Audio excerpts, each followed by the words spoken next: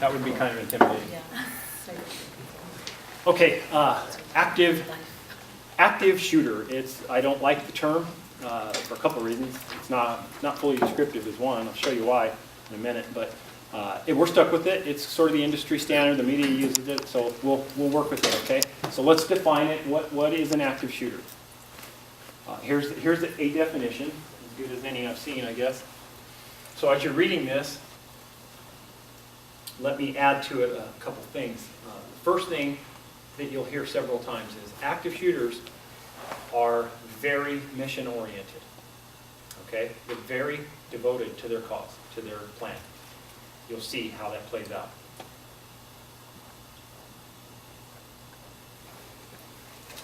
They weren't always a monster. They were something else first. They were maybe a really nice person or whatever. They weren't always a monster. So we're gonna show you the process that takes them from that to that, okay? If you don't know this, they can happen anywhere, right? At the airports, you can put the movie theaters, you can put whatever you want, because they go wherever there are lots of pieces of blank like me and you, or targets. And that's what we are, me and you. We're targets and we're pieces of blank. Here's a couple of trends. I put the gender in just to, yes, women have been known to commit these atrocities. But it's actually like 2.6%. I rounded up. It is statistically background noise. It's men. It's men that are doing this. So that's why I say he. All right? This slide here, you're seeing some behaviors, right? In a couple of subsequent slides, you'll see some more behaviors. And a lot of them, if not all of them, are going to look like the very behaviors we talked about before the break. Only the context now, these now are coming out of police reports, FBI reports, where they've gone in after a mass killing and figured out that the person had this, that, and the other thing going on. So now these things that we saw earlier are manifesting themselves in the worst way. I said the term wasn't fully descriptive. In this 4-year period here, a third of the mass killings didn't even involve guns. And by the way, a quick note on terms. The FBI and all these statistics, a mass killing is 4 or more dead people. So if it's a thing like the LA airport shooting, that's not a mass killing. So 3, 2, 1, sorry, not a mass killing. Didn't involve guns. Fire, blunt objects, whatever. Because the truth is, long before the very first gun came to planet Earth, human beings were slaughtering each other with great efficiency and great creativity. And long after the last gun's gone, we'll still be doing it. If it seems like these things have been getting worse, it's because they are. Now, they were real bad in the 80s. They got even worse in the 90s. And then from 2000 till 2008, it took a sharp downturn. Got better. And in 2009, they started picking up again. Now, there's lots of theories and reasons that people talk about. I have my own. For whatever reason, we're in a bad spot right now. In fact, 2012 was a banner year, like 22 mass killings. And I wish and I hope and I pray to God that we're done in 13, but statistically, that part of my brain kind of knows that we're probably not. So here's some more behaviors. These are all things that were found in post-mortem investigations to have been present with this monster in his life. Some to a subtle degree, some to a greatly, everyone should have seen this red flag degree. Here's some more. Now, leakage, that thing I mentioned, and you'll see it yet one more time. Don't know if you know this, but the LA airport shooting, that monster there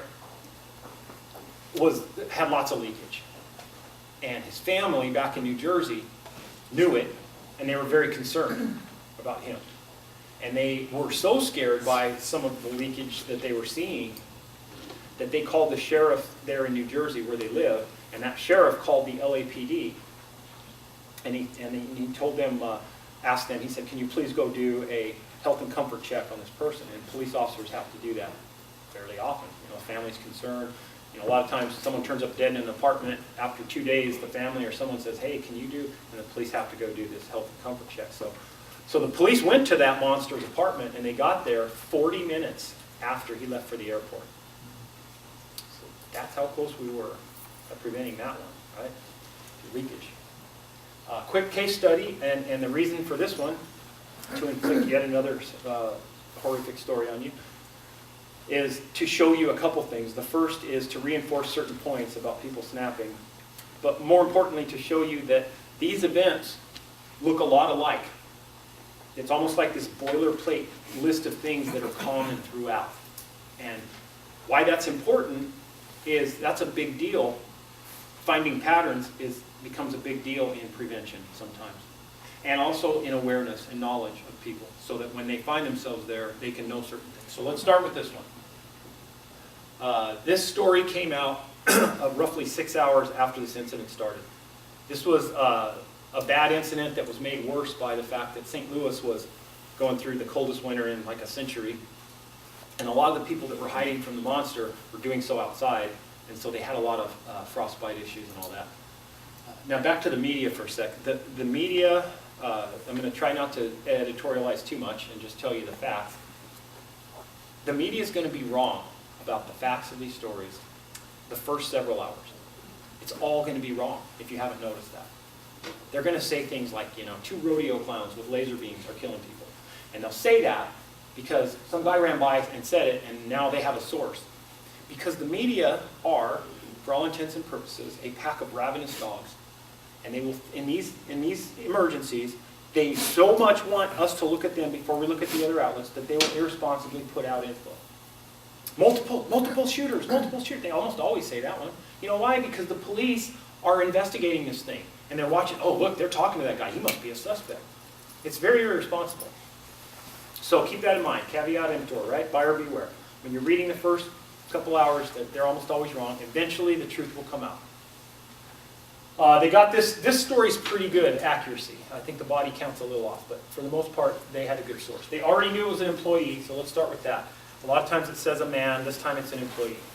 So now it becomes officially a workplace violation.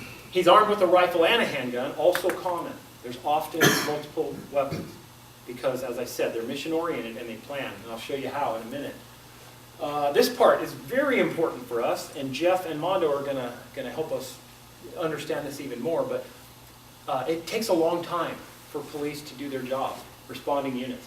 Okay, if we're in this building here, it's a big building, and we're in this conference room and mayhem breaks out and someone's doing something like this out there somewhere in this building, and we sort of batten down the hatches in here, expect to be in here for a long time, because they're going to have to methodically clear everything. This was a huge facility. Thanks to Jeff, I know it was almost 800,000 square feet, right? Some outbuildings here, outside, inside. It takes a long time. It took several hours. And Mondo will tell you a story that he responded to, similar. Forewarned is forearmed. We know it's going to take a while. Now, in this case, those poor people were out there, a lot of them in the cold, and that was bad. All right, here we go. The suspected shooter was, and they say his name. And just so you know, that is a huge part of the problem with this stuff, with active shooters and mass killings. The media glorifies these monsters. Now, here's another tidbit for you to know about the monsters. If you didn't already, most of them are after notoriety and infamy and immortality. They want to be famous. It's part of the package a lot of the times. The media sucks right into it. Okay, I won't use their names, and a lot of people that talk about this won't use their names. They will not get that from me. Okay? I mean, they're monsters, and they can be buried in an unmarked grave in the Sahara Desert or shot into the damn sun for all I care. We need to be putting the names of the victims up there and the good people who try to help, but that's my editorial on that. But anyway, so let's see if he snapped, right?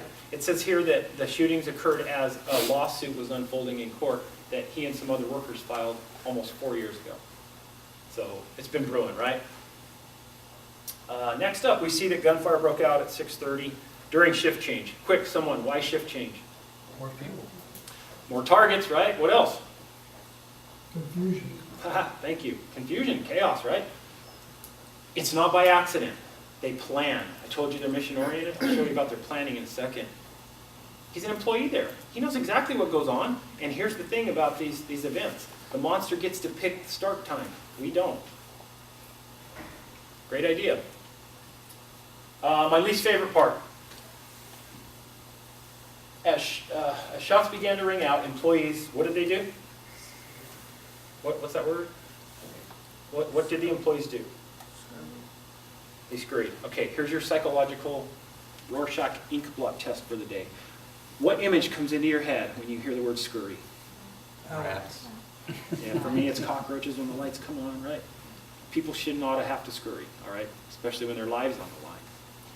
Let me tell you a very short story. There was a shooting at a mall in New Jersey last week or so. Everybody see that? Just right up in New Jersey. This guy, it turned out to be actually a pure suicide. He just wanted the cops to kill him. He wanted a suicide by cops. He was never going to hurt anyone, or he would have. There were plenty of people he could have hurt. Went to the mall with the guns, shot a few rounds off. He wanted the cops to come and kill him. They took too long to get there, so he killed himself. All right. Now, the people that work in the mall, they had no idea of any of that. All they know is someone was out there shooting. So I read this story that literally made my year. It just lifted me. I almost came off the ground and levitated. I was so happy. Because I really don't think people should have to be victimized the way they often are.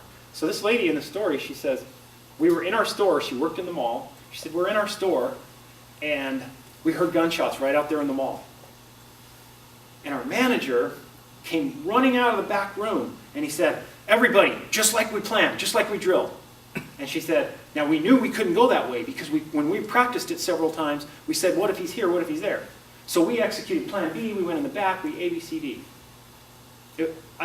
Tears of joy, I'm not even kidding you. Those people did not scurry. They responded. They responded. Now, if you read a story in your local newspaper tomorrow, say there's a small fire at your kid's school or some kid you love, grandkid, whatever.